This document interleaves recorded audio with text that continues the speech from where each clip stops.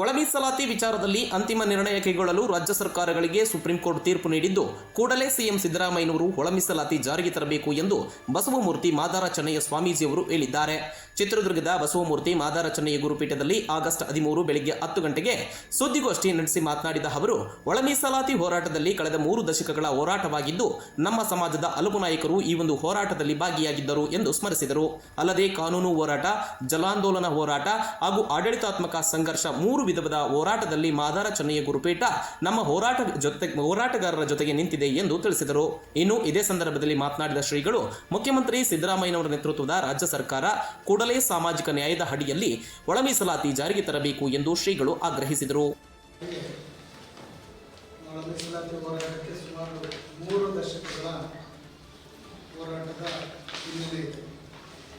ಈ ಸಂದರ್ಭದಲ್ಲಿ 3 ಹಂತಗಳ ಒಂದು ಹೋರಾಟದ ಸಂದರ್ಭವನ್ನು ನಾವು ನೋಡಿದ್ದೀವಿ.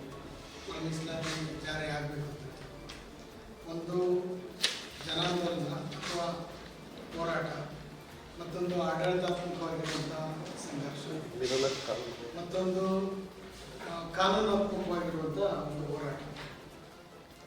ಈ ಎಲ್ಲ ಸಂದರ್ಭಗಳಲ್ಲಿ ಕೂಡ ಮಾದಾರ ಚೆನ್ನಯ್ಯ ಗುರುಪೀಠ ಪ್ರತ್ಯಕ್ಷವಾಗಿ ಪರೋಕ್ಷವಾಗಿ ಎಲ್ಲ ಸಂದರ್ಭಗಳಲ್ಲಿ ಕೂಡ ಮೀಸಲಾತಿ ಹೋರಾಟಕ್ಕೆ ಜೊತೆಯಾಗಿ ಬಂದಿದೆ ಅಂತೇಳಿ ನಮಗೆ ತಿಳಿಸಬೇಕಾಗಿದೆ. ಇದ್ರ ಜೊತೆಗೆ ನಮ್ಮ ಶ್ರೀಮಠ ಸದಾ ಇದ್ರ ಜೊತೆಗೆ ಇಲ್ಲಿವರೆಗೂ ಕೆಲಸ ಮಾಡಿಕೊಂಡು ಕೂಡ ಬಂದಿದೆ.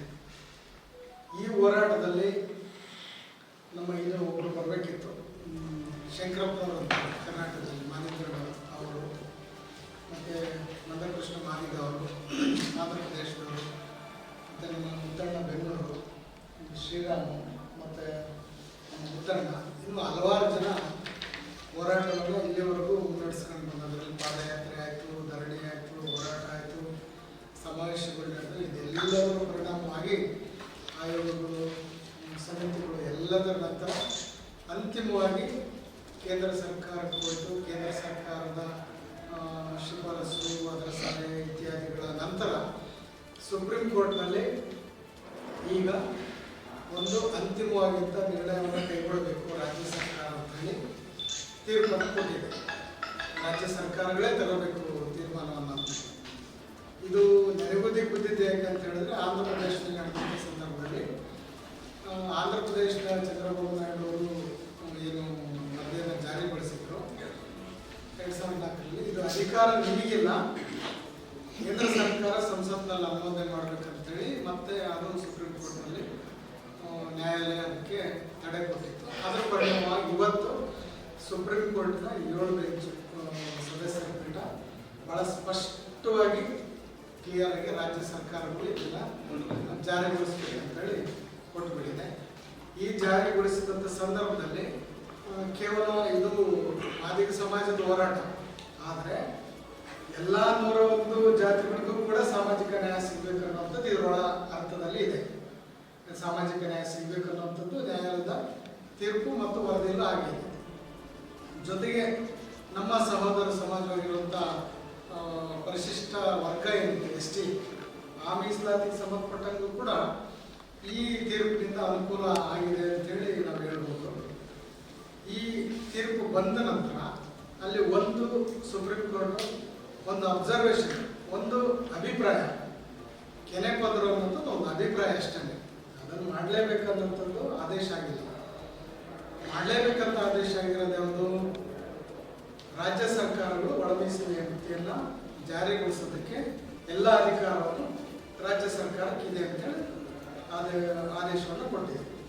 ಇಲ್ಲಿ ಕೆಲವರು ಏನು ಮಾಡ್ತಿದ್ದಾರೆ ಅಂತ ಹೇಳಿದ್ರೆ, ಒಳ ಮೀಸಲಾತಿಯನ್ನು ಜಾರಿಗೊಳಿಸಬೇಕು ರಾಜ್ಯ ಸರ್ಕಾರ ಅನ್ನುವಂಥದ್ದನ್ನ ನೇರ ಆದೇಶವನ್ನು, ಆ ಪದವನ್ನು ಬಿಟ್ಟು ಕೆನೆ ಪದರು ಅನ್ನುವಂಥ ವಿಷಯವನ್ನು ಮುನ್ನೆಲೆಗೆ ತಂದು ಸ್ವಲ್ಪ ಗೊಂದಲವನ್ನು ಸೃಷ್ಟಿ ಮಾಡುವಂಥದ್ದು ನಡೀತಾ ಇದೆ.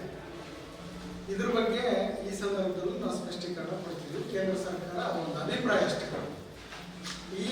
ಇದರ ನಡುವೆ ನಮ್ಮ ರಾಷ್ಟ್ರೀಯ ನಾಯಕರಾಗಿರುವಂಥ ಮತ್ತು ನಮ್ಮ ಸಮುದಾಯದ ಹಿರಿಯ ನಾಯಕರಾಗಿರುವಂಥ ಮಲ್ಲಿಕಾರ್ಜುನ ಖರ್ಗೆ ಅವರು ಕೂಡ ಒಂದು ಅಭಿಪ್ರಾಯ ವ್ಯಕ್ತಪಡಿಸಿ ಕೆನೆ ಪದರು ಈ ಒಂದು ಪದವನ್ನು ಬಳಸುವ ಮೂಲಕ ಇದು ಕೇಂದ್ರ ಸರ್ಕಾರವೇ ಇದಕ್ಕೆ ಸಂಸತ್ನಲ್ಲಿ ಅನುಮೋದನೆ ಮಾಡಬೇಕಾಗಿದೆ